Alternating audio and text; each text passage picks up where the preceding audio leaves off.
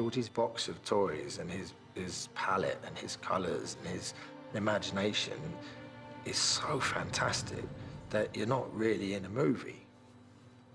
You're in George's head. Playing Max is very much just being able to sit with George and do whatever he wants. I met him once and I just knew that it was going to be something really special. And then, of course, he so didn't let me down. Whereas Charlize has the precision of the dancer, Tom has that sort of wildness. They're emotional warriors on our behalf. They're prepared to lay themselves with all their humanity in front of an audience.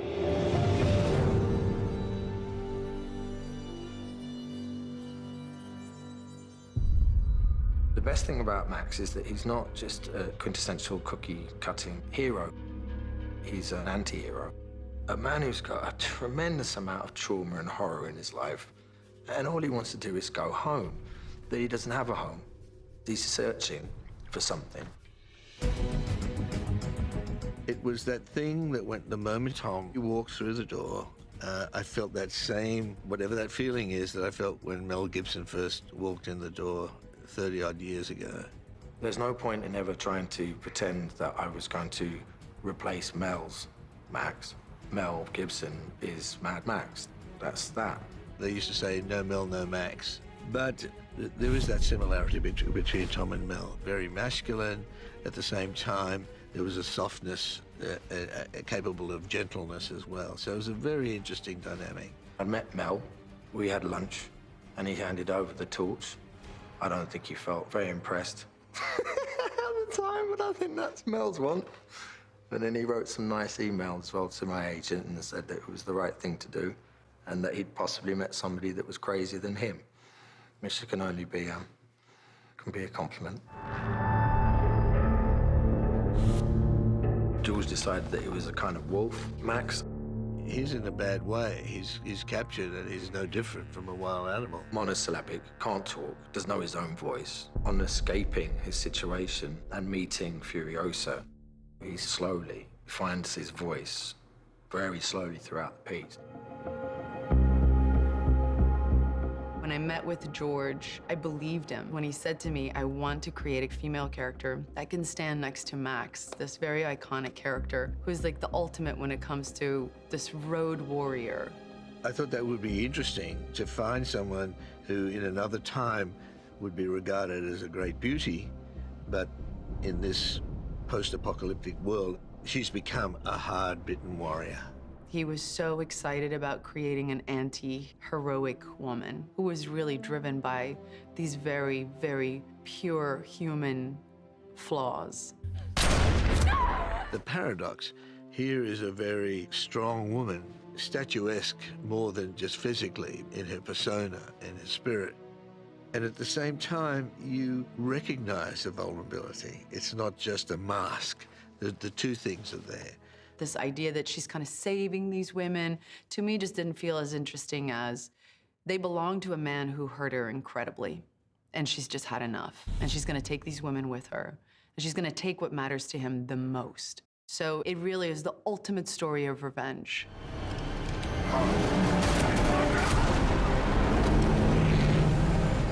Furiosa is by far as important as Max is in the film.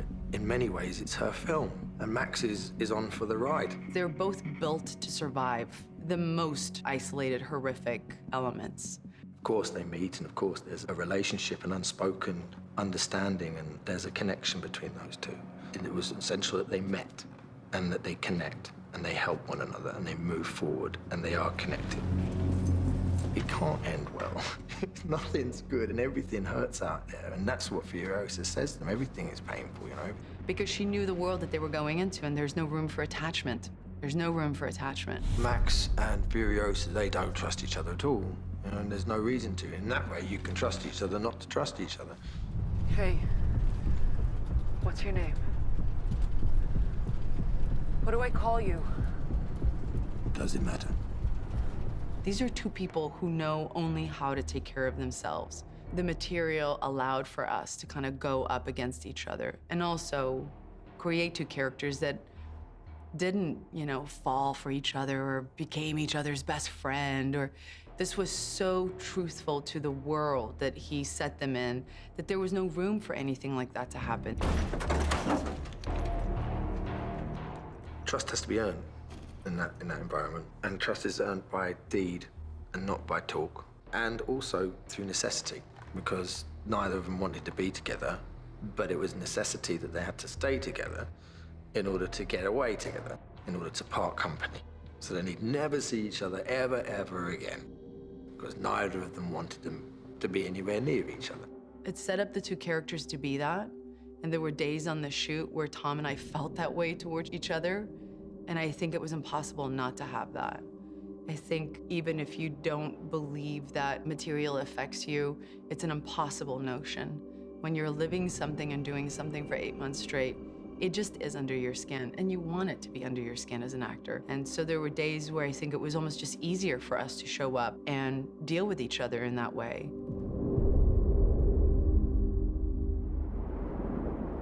We were up against conditions that didn't necessarily make for an easy shoot. There's nothing but desert.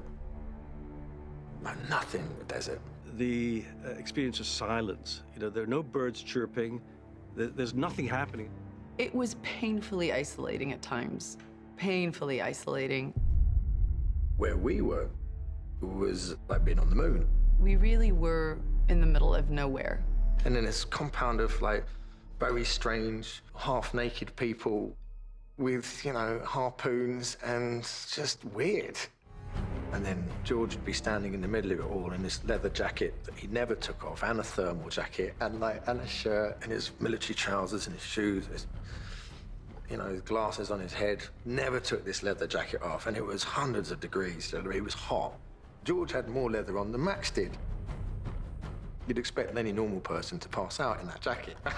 You know what I mean? I was wearing leathers. We were hot, we were very hot. And George will ask you to do things which may seem insane, and they are. And then when you see the movie, having been there, and I see what he meant now, and he was trying to explain in the sand when we were out there, and it was a nightmare. A brilliant nightmare, and confusing. But it all makes sense. Perfect sense. All that I needed to do was just be with George and do what George wanted me to do.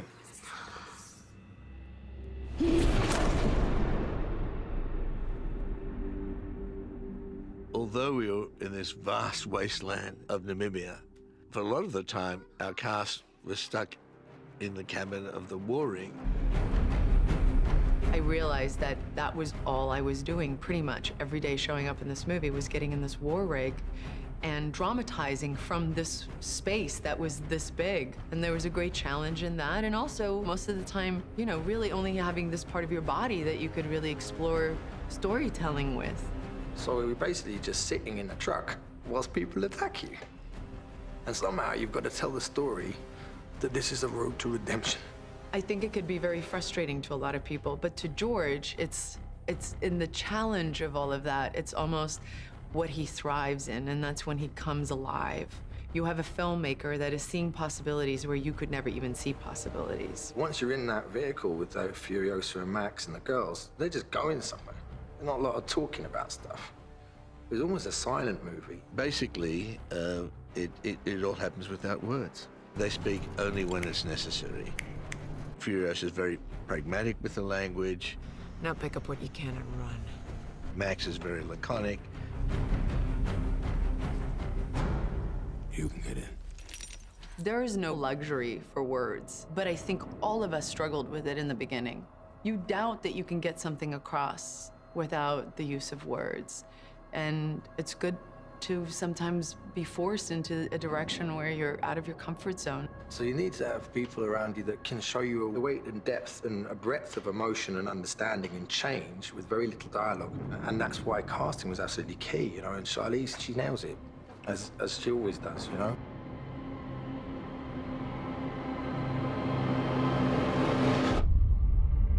I think what George really, really succeeded at is creating a world that I think will be extremely satisfying to his loyal fans who love the movies from the 70s, but also to a generation who might not know those movies. Everybody wanted to achieve George's vision, really. And ultimately, you know, just wanted to make him happy, because he had a plan.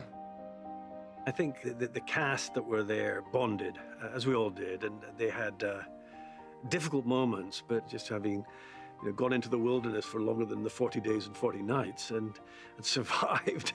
I don't think I've ever hugged cast and crew as much as I did on this film when we were done. It was a really emotional goodbye. We had really been through it. We had lived it. We were in it. You know, it's still a very, very close family. And I don't think a lot of movies have that because it's just not enough time where you really feel like you've seen people at their worst and you've seen them at their best. And at the end of the day, you just kind of go, we did it.